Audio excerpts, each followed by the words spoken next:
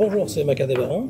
Je suis avec l'éminent Bertrand Meust, sommité dans l'ufologie française, puisque vous êtes là depuis très longtemps. Et aussi, vous êtes professeur de philosophie, oui. Voilà, également. Et vous êtes de l'école, un peu de l'époque, hein, de Émile Michel, de Jacques Vallée, toute cette époque-là. Est-ce que vous pouvez me dire votre parcours au tout début? Dans le domaine de l'ufologie. Oui, dans le domaine de l'ufologie. C'est très simple.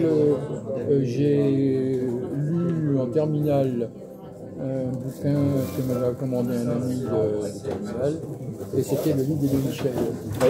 Et tout de suite, je me suis dit, mais si ça c'est vrai, on devrait penser comme ça. Je ne comprends pas pourquoi on ne pense pas comme ça. Donc, à partir de là, j'ai commencé à lire sur la question. J'ai été voir les forêts. C'était un peu plus tard, deux ans, deuxième année de fac, je crois, quelque chose comme ça. Et les Fouérés sont devenus un peu mes deuxièmes grands-parents, en quelque sorte. Ouais. Donc j'ai participé à des enquêtes pour le GEPA, notamment le cas de Thésée. Bon. Et ensuite, j'ai commencé à entrevoir la possibilité d'un livre à partir de 1975. Oui. J'ai eu l'intuition de ce que j'expliquais aujourd'hui, les lusidités et l'influence de la science-fiction. Et donc voilà, c'est comme ça que tout est parti. En fait. Alors, je rappelle qu'on est à Ex Situ. Vous avez fait donc une conférence organisée par Témian, voilà, Ex Situ à Carcassonne. Et donc, en fait, vous aviez soumis ce livre à Aimé Michel au départ, parce que vous ne saviez pas trop s'il était valable en quelque sorte, et vous hésitiez. C'est pas la peine de m'introduire, parce que j'ai déjà dû raconter ça ailleurs. En fait, en réalité, une fois que le livre a été fini, je n'osais pas le soumettre à Aimé Michel. Donc, pendant presque 2 ans, j'ai perdu du temps à essayer de prospecter moi-même des éditeurs. Et je choisissais les plus mauvais possibles en me disant comme ça ils m'accepteront peut-être. Mais même là ça ne leur allait pas. J'obtenais la réponse habituelle, ça pourrait être très intéressant, mais ça n'est pas dans l'esprit de la collection, etc. Et puis Michel, à un moment, il s'en parlait de la chose. Et 15 jours après, j'avais rendez-vous chez Simone de Bellard. Pas moyen. On peut publier un livre, ça se passe comme ça et pas autrement. Et donc le premier livre aborde la science-fiction. L'idée aussi, c'est que vous étiez très intéressé par la littérature comme Robert le Conquérant. Oui, enfin la science-fiction. Oui. Voilà. Et ce qui a amené justement un peu à ce qu'a parlé Vallée, justement, Jacques Vallée, sur les dirigeables de 1897 aussi. Voilà, Jules Verne écrit ce livre en 1886, Robert le Conquérant, et 10 ans après, on a cette vague. Voilà, c'est comme ça qu'est née mon intuition de fait de ce genre, celui-là entre autres. Oui. J'ai travaillé sur cette vague aussi, donc ça m'avait frappé, et je me suis demandé si on ne pouvait pas généraliser le propos. Et je me suis aperçu que ça marchait complètement, et qu'il y avait même beaucoup plus de faits que je pouvais imaginer au départ. C'est l'idée du Zeitgeist, qui évoque aussi Eric Zurcher, cette idée de l'esprit du moment. En fait, le phénomène, s'il est endogène, peut-être qu'il s'adapte, il lui faut 10 ans de couches dans l'inconscient collectif pour arriver. Et là, une fois que l'idée du Robert le Conquérant, l'idée de Jules Verne est arrivée, il faut 10 ans, et là elle arrive. 10 ans, il faut un des idées. Une durée plus ou moins longue, oui. Mais pas très longue. C'est de l'ordre des décennies. Ouais. Toute l'imagerie que j'ai montrée tout à l'heure là pour étayer mon propos, c'est en gros, enfin ça commence à 1880, mais en gros ça commence l'essentiel, c'est entre 1920 et 1946. J'arrête à 46 après les ambitions.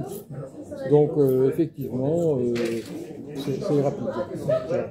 Alors c'est vrai que vous êtes arrivé à une période où justement il y a une révolution dans l'ufologie Puis ce qui arrive, bon, Jacques Vallée, qui lui le premier, avec Passeporte Magonia, aborde cette idée première, primordiale, en fait, justement, de la dimension spéculaire, de la dimension miroir, qui a amené après Pierre Viroudi, et là, ça fait exploser un peu l'écologie, en quelque sorte, avec Eric Zorcher aussi. Voilà. Toute cette période-là a été novatrice, et c'était longtemps presque mal vu, hein, il a fallu s'imposer. Maintenant, c'est presque dans les mœurs maintenant, mais ça a été très longtemps, et vous avez fait partie de cette époque-là. Moi, j'avais lu évidemment Vallée, essayé d'apporter. Lui, il avait curieusement, lui qui avait écrit, il avait emporté le crédit au Jules Verne, mais il n'avait pas tellement fait le rapport avec la science-fiction. Il avait fait le rapport avec le folklore. Oui, le folklore, l'Irlande.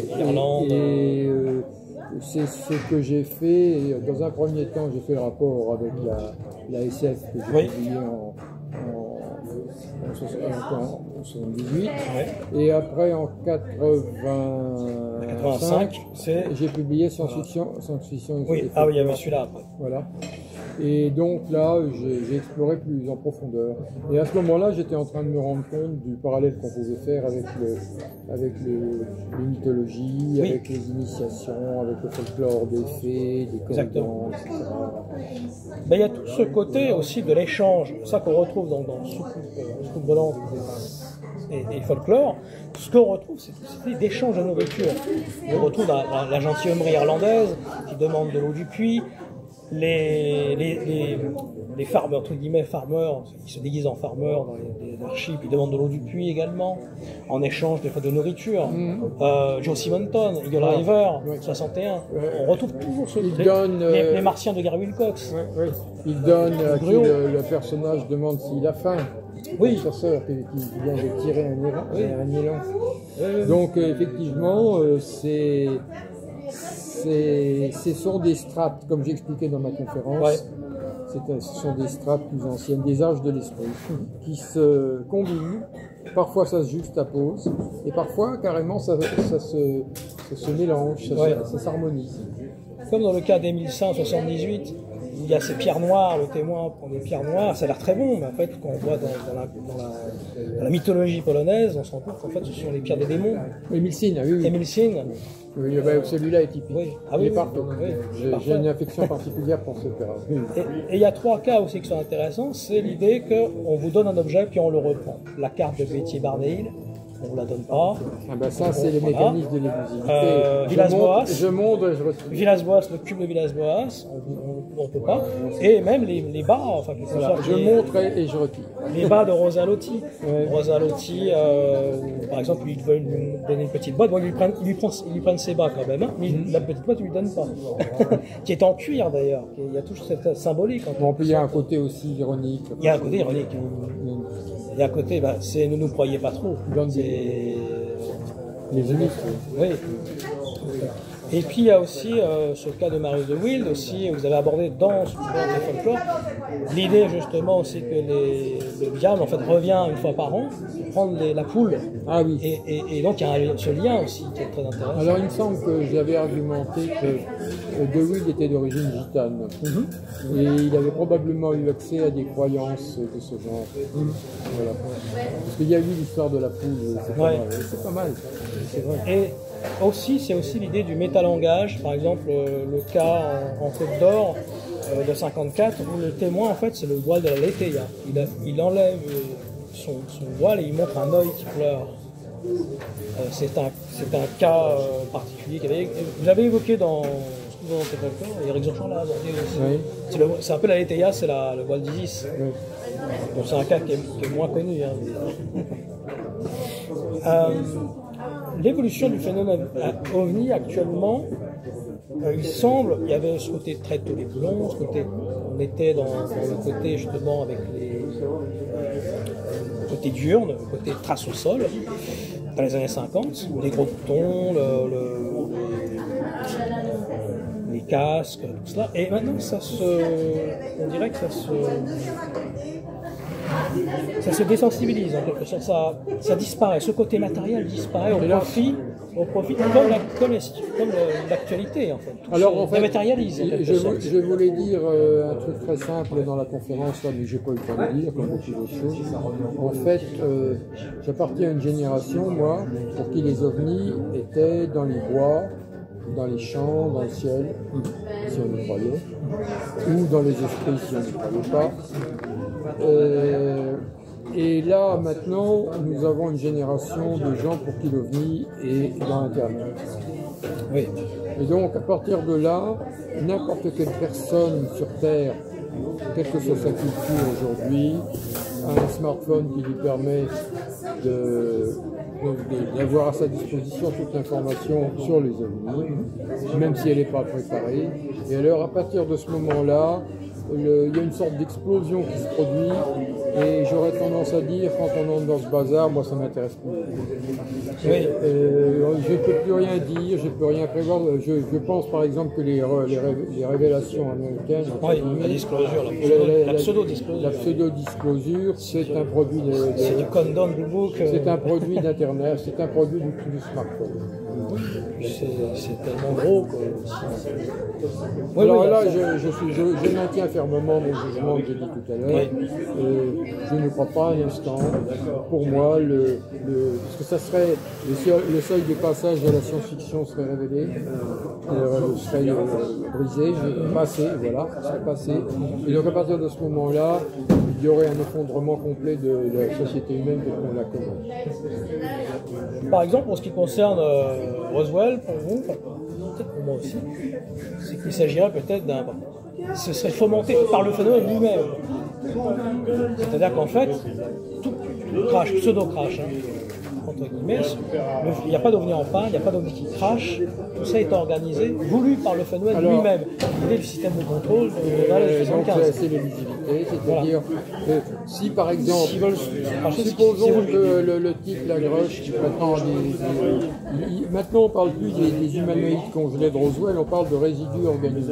Ma prédiction, c'est que si à la limite on finit par trouver des résidus organiques, je prédis qu'ils seront d'une nature telle qu'on ne pourra rien en conclure, donc ce sera très difficile, et que comme d'habitude, tout restera dans l'incertain, comme le cas par exemple des implants. Ils sont toujours, je ne dis pas qu'il n'y a pas d'implants, mais ce sont des substances parfois organiques assez étranges, et finalement ça ne rentre pas. Donc, je maintiens, voilà. Donc on m'a dit, mais quand même, vous risquez d'être contredit. Quand j'avais fait l'article pour la revue américaine, moi j'ai dit, ils m'ont posé cette question dans le viewer. Je leur ai dit, c'est ma prédiction. Donc, donc c'est une hypothèse testable. Donc, si elle est détruite, si on présente les faits, je m'incline. Je serais très content d'ailleurs. Ça serait vraiment extraordinaire, mais je ne crois pas que ça arrivera. Alors, le phénomène semble toujours préfigurer ce qui va arriver dans les années à venir. Par exemple, les farmers des dirigeables disent que ça va remplacer le chemin de fer. Également, d'autres cas, Abbiat Guazzone, par exemple le cas d'Abbiat Guazzone, c'est en Italie où il y a le sidérurgiste qui voit un soudeur en face de lui, et puis il a l'impression qu'ils ont l'air d'être des cosmonautes, et il s'en rendra compte. 30 ans après, il dit, mais c'est ce que j'ai vu, exactement ce que j'ai vu. Il y a plein de cas comme ça où le phénomène aussi s'auto-invalide. Il s'auto-invalide puisque... c'est ce qu'exige le visibilité. Oui, c'est ça. Il s'auto-invalide parce qu'il y a souvent un phénomène naturel qui est au même endroit, au même moment. Alors, une fois de plus, l'élusivité pour moi peut s'interpréter à deux niveaux, soit faible, soit forte. Si elle est faible, c'est simplement un système que les humains ont inventé pour persister dans la illusion. Si elle est forte, c'est qu'il y a quelque chose qui se manifeste à nous avec un contrôle absolu de ce qu'il fait. C'est la deuxième hypothèse que j'ai essayé de soutenir. Et aussi, alors, souvent on dit que le phénomène nous fait évoluer, mais nous ne fait pas involuer au contraire. C'est qu'en fait, le phénomène nous trompe souvent. Souvent, il nous trompe à divers niveaux quand même. Ça suscite tout un tas de réflexions intéressantes. Maintenant, il est évident que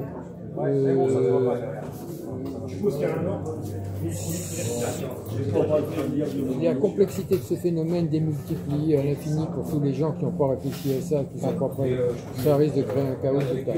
C'est vrai. Je suis très pessimiste. En plus, si on va dans une hypothèse homogène, le phénomène, on peut très bien créer le phénomène. On pourrait très bien créer le phénomène parce qu'on ne connaît pas toutes les capacités de notre cerveau. Alors, on pourrait créer il des faut dire, traces au on sol. pourrait, Peut-être.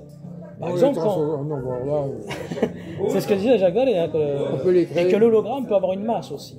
On a imaginé une situation pour les traces au sol, par exemple, un peu plus simple, c'est-à-dire on a repéré ça dans plusieurs cas d'adolescents. Il faut se méfier des témoignages d'adolescents. Et un jeune qui prétend avoir vu un ovni et trouvé des traces, et c'est lui qui a fait. Quand tu vois un ado qui me dit qu'il a trouvé des traces, moi je me dis, oh là là, c'est peut-être lui qui les a faites. Et ça, c'est la psychologie des adolescents. On peut toujours supposer ça. Il y a des cas où c'est pas possible. Et je pensais par exemple à l'idée que donc pour les sauterelles, le cas de les Villers, vous aviez rencontré Jean Tirode aussi Oui, à j'étais allé l'époque. voir Tirage. Oui. Malheureusement, tout a brûlé, les 400 cas là. Ça a brûlé. Sa femme avait tout brûlé malheureusement. Elle a tout brûlé. Ah oui, oui. Oh, oui, mon oui. Dieu, je savais Alors, pas. ouais. Bon, bah. Et là, on se charge aussi de l'élusivité. Ou peut-être que sa femme se disait. Elle voyait que c'était des diableries. Oui. Ouais, c'était des diableries, des sauterelles en plus. L'idée, par exemple, que les sauterelles ou les phénomènes des lutins, il y a deux solutions en fait. Par exemple, c'est la projection. Est-ce que le phénomène se projette sur nous et voit dans notre inconscient collectif l'idée des lutins, ou alors c'est nous qui projetons en quelque sorte une vision parce qu'ils sont habillés parfois en des Irlandais, des lutins allemands, ils ont des mythologies locales. Et donc le phénomène agirait en fonction de notre... c'est une idée, Voilà. Oui. Si vous avez une conclusion des travaux sur lesquels vous travaillez actuellement. Eh ben, je continue d'approfondir le concept d'élusivité, mais sous un angle, puisqu'à l'origine j'étais prof de philo, sous un angle beaucoup plus abstrait. C'est ce que m'ont demandé les Américains dans le Zélinia, donc c'est une approche qu'on pourrait dire phénoménologique. Dans la philosophie contemporaine, il y a une nouvelle branche qui est en train une branche de la phénoménologie, on peut dire, qui s'appelle la phénoménologie de l'inapparent. Alors la phénoménologie, c'est l'étude de ce qui se montre. Alors, un inapparent qui se montre, c'est les ovnis. Donc ils n'en sont pas encore arrivés aux ovnis, mais je pense que je vais creuser. Mais là, ça va devenir très abstrait. Il y a la sémiologie aussi, où le phénomène s'adapte au lieu, au nom des témoins, au lieu des témoins. Ça va très très loin en fait dans la réflexion. Il y a les travaux de Philippe Solal aussi, Eric Zorcher qui a fait beaucoup apporter. J'échange avec Solal aussi. Ils vont faire un bouquin très intéressant qui s'appelle Au-delà du miroir. Oui. Il défend la thèse de l'imaginal en fait. Bah, d'Henri Corbin. On est dans... Et un livre à venir peut-être? Bah ça. Oui. On travaille à un livre collectif sur les ovnis où je vais probablement donner la version française de mon texte américain. Et puis peut-être aussi je vais faire une étude plus compliquée, très pointue sur le cadre de Michel H. À travers l'histoire que vous avez abordée. Voilà. Eh bien, merci beaucoup, Bartholomé. C'était un honneur de vous rencontrer, d'échanger avec vous. Allez, bonsoir.